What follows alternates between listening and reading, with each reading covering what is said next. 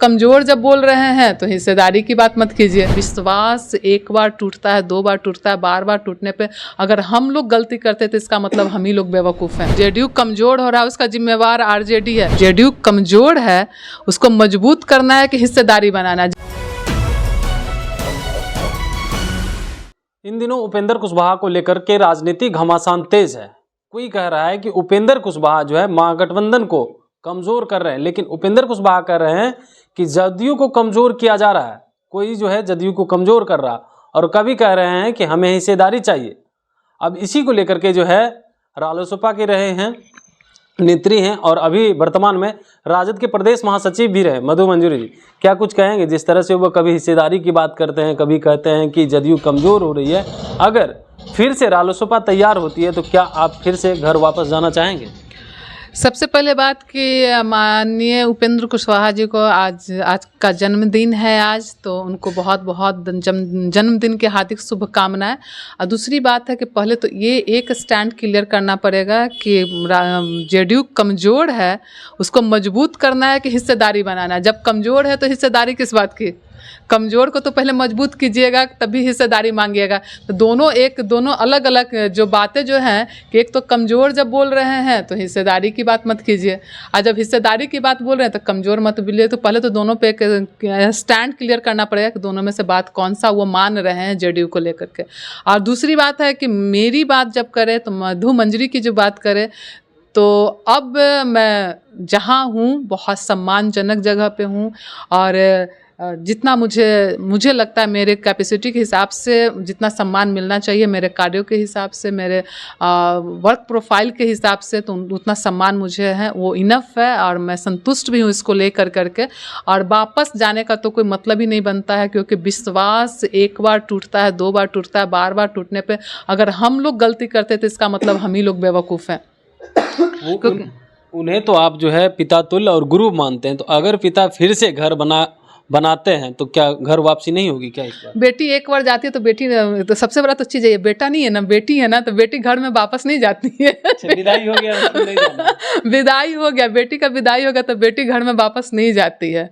वो सिर्फ भोज वोज खाने चली जाएगी, अलग बात है, बर्थडे रहेगा, पार्टी वार्टी करेंगे तो आ जाएंगे, लेकिन बेटी जब है विदाई में होने के बाद वो वापस नहीं जाती है। अब हम जहाँ पे है, ये मजाक नहीं है, जहाँ पे हैं हम जनता दल में, वहाँ पे बहुत ही अच्छे से मतलब है हमारी पार्टी में हम लोग बहुत अच्छे से मजबूती के साथ हैं। माननीय तेजस्वी जी के नेतृत्व में बहुत अच्छा काम चल रहा है। पूरे बिहार में हम लोग काम कर रहे हैं, और मुझे जितना सम्मान मुझे मिलना चाहिए था वो मिल रहा है। तो ज़रूरी नहीं है कि पिता के घर में ही रहे, भाई के घर में भी बहुत सम्मान मिल रहा है और बहुत अच्छा है, और मतलब यहाँ पे हम लोग संतुष्ट हैं।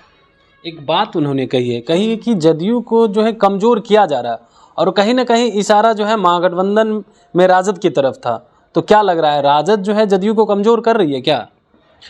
ये तो देखिए, आप कुछ भी बोल देना, पटांग बात बोल देना या कुछ भी करना, ही तो अलग की बात है। अब महागठबंधन में जेडीयू कमजोर हो रहा है, उसका जिम्मेवार आरजेडी है, ये तो मतलब बिना सर पैर का बात है कि वो कमजोर हो रहा है। कौन कमजोर हो रहा है? कमजोर हो ही कहाँ रहा है, हो रहा है सेंस कभी का कोई इलेक्शन हुआ है क्या? उनकी भागीदारी कम है, उनके मुख्यमंत्री भी हैं, सब चीज़ है, तो कम होने या कमज़ोर होने का तो सवाल ही नहीं उठता है। और ठीक है, कभी किसी का टाइम था, किसी का टाइम आ गया, कभी अप्स एंड डाउन आता रहता है, लेकिन इसका मतलब ये नहीं तो कमज़ोर है तो कमज़ोर में आप गए हैं तो आप उसको मजबूत कीजिए ना।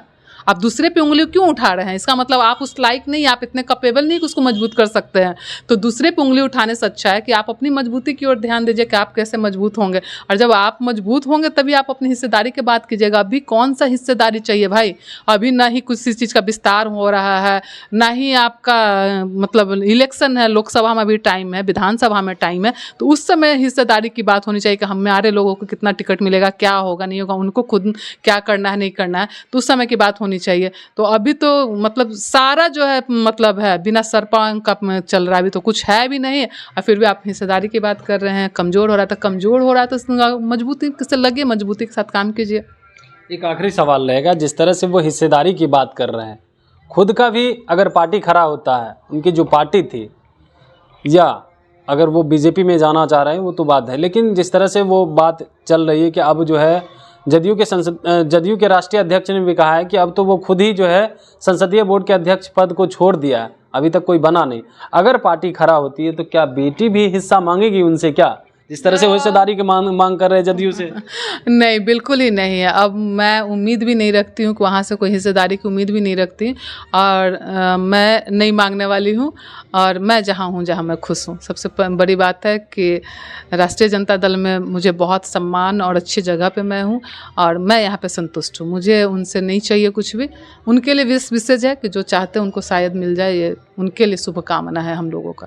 तो आप सुन रहे थे, हमारे साथ थे मधु मंजरी जो राजद के प्रदेश महासचिव हैं। इन्होंने कहा है कि हिस्सेदारी की जिस तरह से बात करते हैं और कमजोरी, जदयू कमजोर हो रही है इसकी बात करते हैं। या तो जदयू कमजोर हो रही है उसको मजबूत करें, या हिस्सेदारी की बात करते हैं। अगर वो खुद की भी पार्टी बनाते हैं तो जो उनको राजनीतिक गुरु और पिता मानते हैं तो वो अपनी हिस्सेदारी नहीं लेंगे, लेकिन जिस तरह से वो अपनी हिस्सेदारी की बात करते हैं तो अब वही जाने क्या चाहते हैं। फिलहाल इस खबर में इतना ही। कमलेश कुमार, देशवा न्यूज। सिर्फ खबर दिखाना देशवा न्यूज का मकसद नहीं, देशवा न्यूज की कोशिश है कि समाज की सूरत बदलनी चाहिए। देशवा न्यूज पर वीडियो देखने के लिए लाइक करें, सब्सक्राइब करें, साथ ही बेल आइकन दबाना न भूलें।